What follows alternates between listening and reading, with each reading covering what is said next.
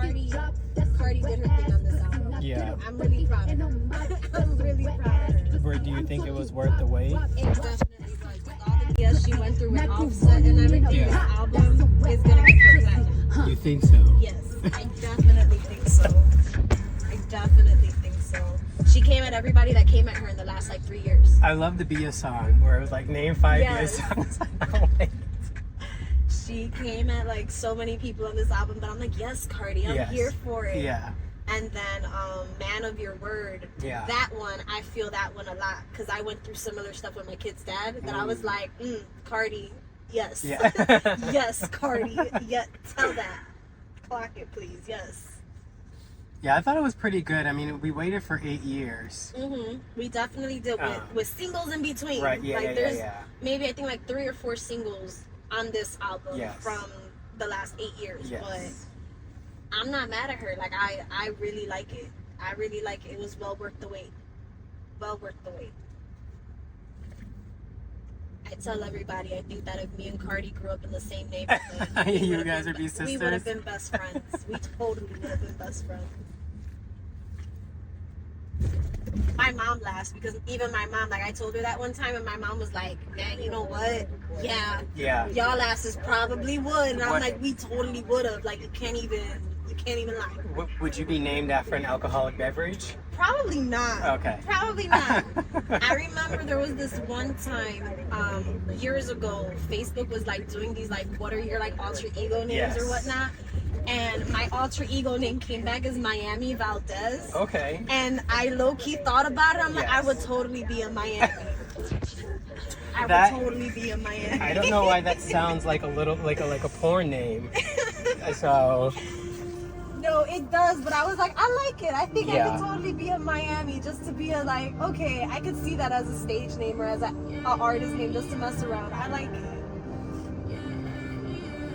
I like your Uber bio. I didn't know Ubers had a bio. I guess I just didn't pay attention and care to look. Yeah, no, I did that. I don't know if I updated it or if I kept it the same as when I did it so many years ago. But you know, I like to give you guys good vibes in my car. I can't help that. I used to DJ once upon a time. Oh yes, I love DJ. I don't DJ. I would love to DJ.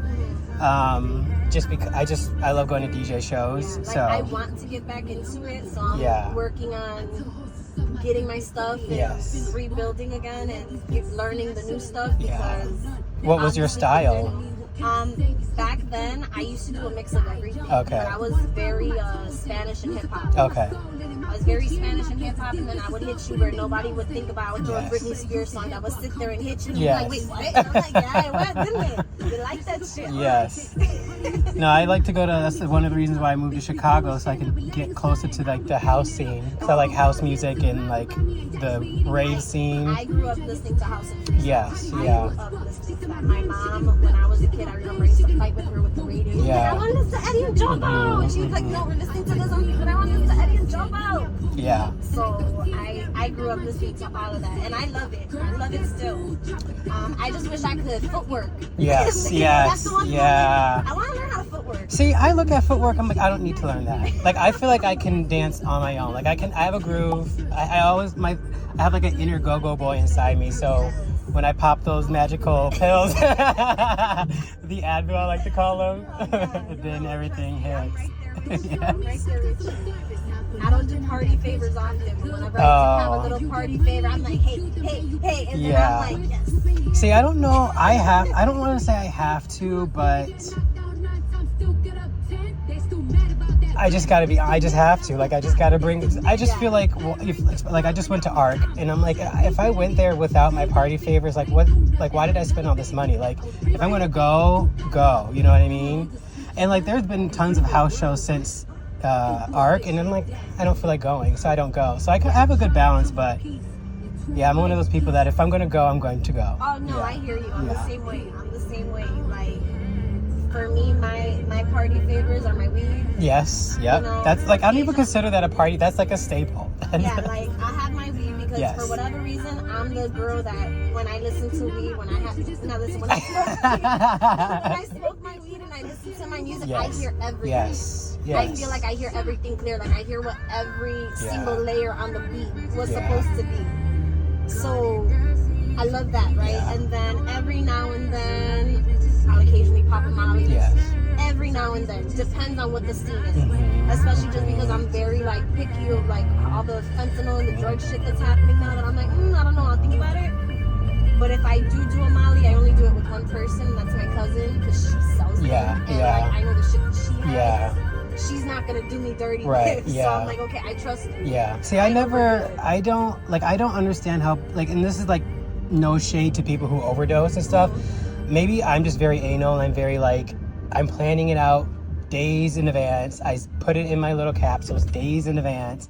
So I know how much I'm taking, and I get it from people that I trust. But yeah, weed is always, it's just one time I was in therapy and I was like, I was sober at this rave, but then I was like, then I pull out my packs and my therapist was like, whoa, you said you were sober. I'm like, I was. She's like, but you just said you smoked. It's like, oh, well, I mean, like that to me is just like state, and to me they work hand in hand, because it like helps the weed helps calm me down and get out of my head, so then the Molly can come in and show me like the good time that we're supposed to have. When I was growing up, I was real like, no, I don't want to smoke. Same. Like, let me stay away from everything, you know. And then when I was a coach with the party district, that was another thing. I was real like, no, I gotta practice what I preach. I'm swimming, I'm coaching, I'm doing this. When I started coaching for CPS, when I was working with the high school kids, that's when I was real like, look, man, I'm gonna be honest with y'all. If you smoke weed, I'm not gonna be mad at you. But during training and when you gotta stay off it. If you do it every now and then, that's fine. I was like, because who am I to sit there and lie to you when I do the damn shit myself? And I'm out here training and I'm swimming and I'm doing this. So I'm not gonna lie to you, but do right and don't do dumb stuff. Like, I'm still paying attention. If I notice you're doing X, Y, Z and you're not taking care of your priorities, you should not be smoking. And I will make sure I talk to your parents about it. And they were like, what? And I was like, see, cool, but I like that, because me and my friends always talk about like we grew up in the DARE era, and you know, people are going to give you drugs, and like drugs is a gateway to whatever. And I will say that, I guess I want to ask you that question too. Do you think drugs is a gateway drug? Okay. I don't think weed is a gateway, because everybody tells me weed is a gateway drug. I'm like, no, weed's not a gateway drug. Weed is not a weed is the drug that most people use to escape from the regular day-to-day life. You want to know what the gateway is? The gateway is abuse at home. The gateway is parents not paying attention to you. The gateway is all of these things. When a child needs these things and you don't provide, that's when a child is going to look elsewhere and go to X, Y, Z. And when people say that to me, or like they're like, really? I wouldn't have thought you to say that. I'm like, you want to know why? Because I was that kid. I had abuse going on in my home. My dad was not present. My dad was hitting my mom. My dad was doing all these things. My dad was abusing weed, alcohol, and cocaine at the same time, coming home like a crazy.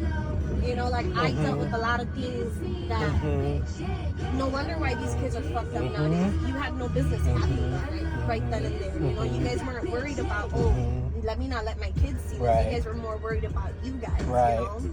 Yeah, to me, I grew up opposite. Like, you know, I didn't have that same upbringing as you, but as someone who grew up gay in a religious household, I definitely had my fair share of like hiding. But when me and my friends talk about gateway drugs, sometimes I do say weed is a gateway drug, but it was a gateway for me to like explore my mind and like ask those questions, like, what am I doing with my life? And like, I never heard of that before. Okay. See, that's how I look at it. Like, the point is like, do we think drugs are getting like a bad rap?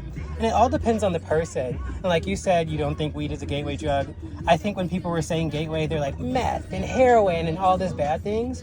But for me and my friends, it like helped us be a better person. And like when I do Molly with my friends, it's all about hugs and laughter and like talking about the state of the world. And like I take those conversations and then I bring it to therapy, which helped me. It's like a full circle. And it's interesting to say that I don't think I would be the man that I am today if I didn't do drugs. And that's just like a weird thing to say, but it's like, but that's an honest take. Yes, that's a very honest take. You know what I mean? Like, just like on the offsets for like, let's say, the addict, right? Like, if they overcome that phase of them being an addict, right? Yeah. In a sense, yeah, it was a gateway drugs, but they wouldn't have become the person that they needed to be if it wasn't because of the fact that they had hard on their ass during that time. Because that's what's gonna make you break you when you fall on your ass. Are you gonna get back up, or are you just gonna stay there and be like, you know what I mean? Yeah. So I can see that. Yeah. I can see that. Yeah. And don't get me wrong, I've had moments where I'm like, we got to check ourselves because we're getting a little too dependent on it. We need it. And that's why I always, you know, when I talk to my therapist, I'm like, I want you to be honest. When I come to you and I tell you my stuff, I want you to tell me dead in my face, I think this is a problem. Right. So then I can like check it. But till then, girl, I got my pocket full of sunshine. No, I hear you 1,000. Because I know I'm the same way. I tell my mom all the time, like, I know she's not like a licensed therapist. I tell her, if you think that I'm doing too much because I haven't smoked today, then you need to tell me so I can be like, okay, maybe I need to wean myself off of smoking a little bit. But I also, because I have a baby now and I have a son, so when I got pregnant with my son, I hit a really bad depression because of what my kid's dad was doing to me during that time. So I couldn't eat, and the doctors okayed me to smoke so that I could eat because I was like, I'm not eating, I'm not hungry. I have this kid growing inside of me, and I feel bad because I'm not eating. So like I already like I need to move some things around. You know? And then after my son was born, I was still going through ounces. Yeah. I was going through ounces a month. Yeah. Like I would have like 3 ounces, and I probably have half of 1 ounce left by the time the month was over. Who smokes that much? Yeah, that's a lot. Especially postpartum. Yeah. I was going to ask, like, did you have postpartum? I did. Yeah. I had real bad postpartum because my kid's dad fathered somebody else while I was pregnant. So that Cardi B song really... When I say Cardi's album really hit, it really did hit this time. Because I can understand all the things that she felt. Exactly, because I lived it too. Yeah. You know? And what cracks me up is I'm like, damn, I really am a good person. Like, I don't try to do that to nobody. I go to work every day and I coach kids. I go to work and I make sure the kids and the staff in my building are safe. And this is the shit that I gotta deal with. So like, I was really going through a thing, you know? And I remember my mom telling me, like, I think you should slow down just a little bit. Like, I think you're smoking too much. Yeah. And I was like, okay. Now, my son's about to be 2.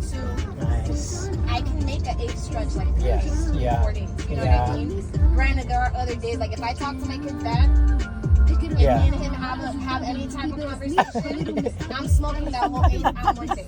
Like, I'm being completely honest. Like, it's just, nope, I'm not dealing with you. Like, you said what? Because I have to process those shit that he says. And I'm like, I cannot fathom that this is the shit that you're telling me. But okay, whatever. Like, it is what it is. I like that what you were saying, like, once you got your mind right, you, like, slow down. Because to me, like, during the pandemic, I was just going ham. And the pandemic is kind of like when I was smoking before, but the pandemic was when I just like hit it up to high gear. And I remember I would just like go to the gym. I would go to the gym hungry, work out hard, and then pop an edible. And by the time I got out of the shower, I was just like, and then I would just be in the bed all day long. And that and the Weekend album just got me through it. But now when I look at the Weekend album, I just feel really depressed because that was a very depressing time. Yeah. But now that I'm out of it, I like smoking weed on like these beautiful days. It helps me just like be more appreciative of the life that I have. So yeah. Yes. I definitely hear you. Yeah. I gotta look at Uber's bios more often when I say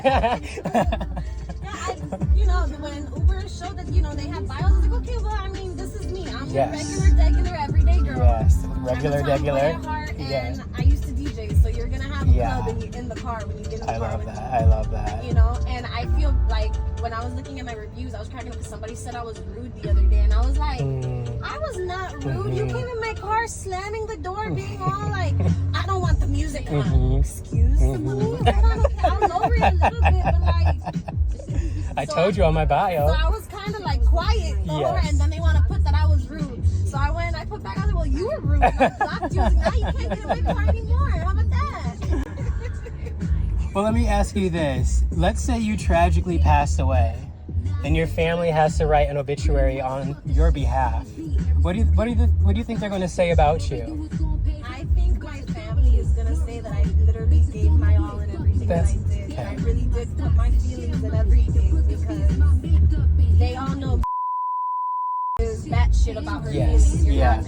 You're not gonna tell me that what I felt or how I feel Yeah. is not. No, this is what it is. This is how I'm seeing it. You can take it or leave it, Yes. but you're not gonna tell me that that's not what it is. Mhm. You're not gonna gaslight me.